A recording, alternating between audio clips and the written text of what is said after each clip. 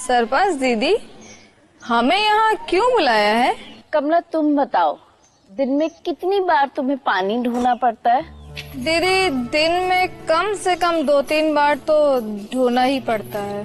कमला, तुम्हारे जैसी गांव की सभी औरतें और सभी गांव वालों को पानी भरने के लिए घंटों खराब करने पड़ते हैं। उसी का समाधान करने के लिए हम यहाँ पर इकट्ठा हुए हैं।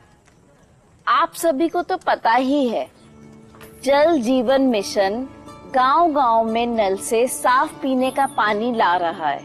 इस काम को अपने गांव में पूरा करना हम सभी की जिम्मेदारी है। हमें अपने गांव में भी ग्राम पेयजल स्वच्छता समिति यानी पानी समिति बनानी है। ये समिति बहुत जरूरी काम करेगी।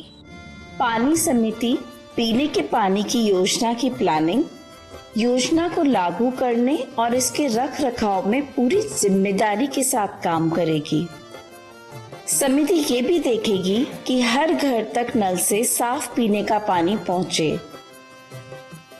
इसके लिए हमें मिलकर योजना में 5 से 10% अंशदान देने के लिए गांव वालों को मनाना होगा।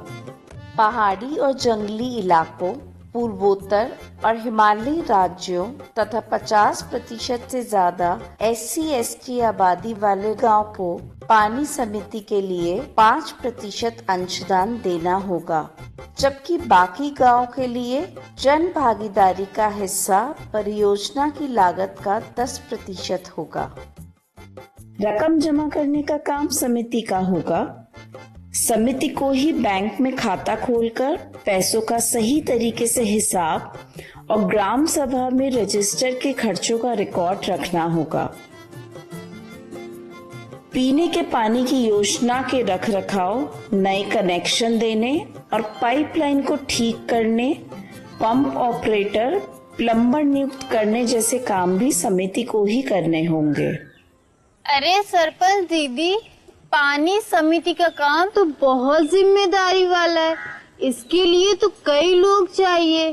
क्या हमें भी इस समिति में जगह मिलेगी?